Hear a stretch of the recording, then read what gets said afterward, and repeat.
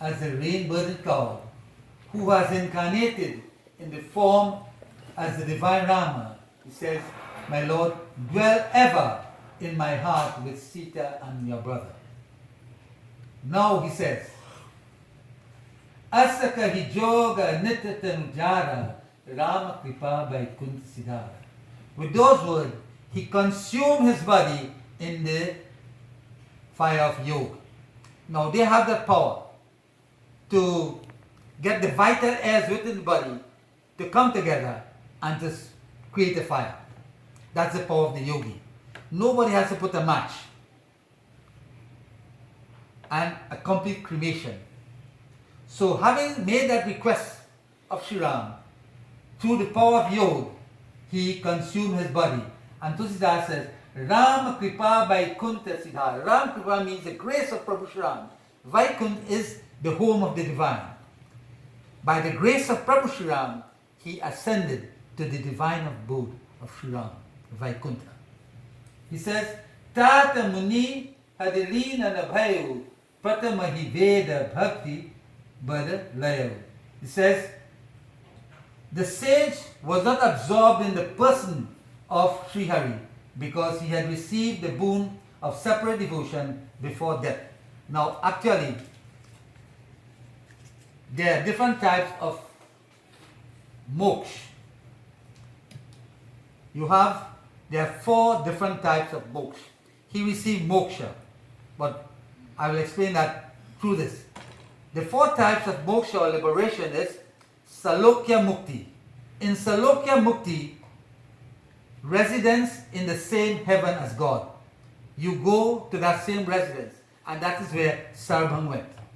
So he received what you call Salokya Mukti. You also have Samipya Mukti, being in actual contact with the Lord. So in this sojourn on earth, having reached that spiritual height, we could be in contact with God. That is called, you see, you are living in the world, but you are free. You have realized Mukti. Mukti is liberation. And then he says, there is Sarupya Mukti, being in the same form as God. When Jatayu died, he assumed that form of Prabhu Sri Ram before he left. He looked like Sri Ram, everything, the same type of clothing. That is Sarupya Mukti. And then you have Sayujya Mukti, complete absorption in God.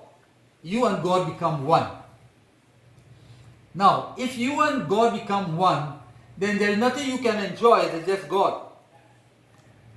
But if you get that you are being in the same presence of the divine, it's like sugar.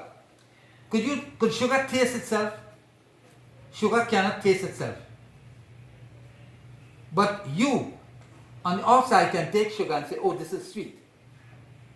So you on the outside, having liberated yourself, is experiencing this. God is that sugar, the sweetest. I can experience that.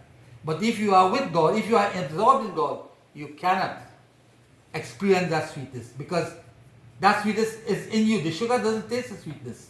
It is sweet, but the sugar cannot taste its own sweetness. So some devotees opt for that kind of liberation. I am liberated, but I can experience God all the time. So this was the state. He went into that dham where the Lord himself lives. So he had Salokya Mukti, residence in the same heaven as God. So Tulsidas tells us in Chowpai,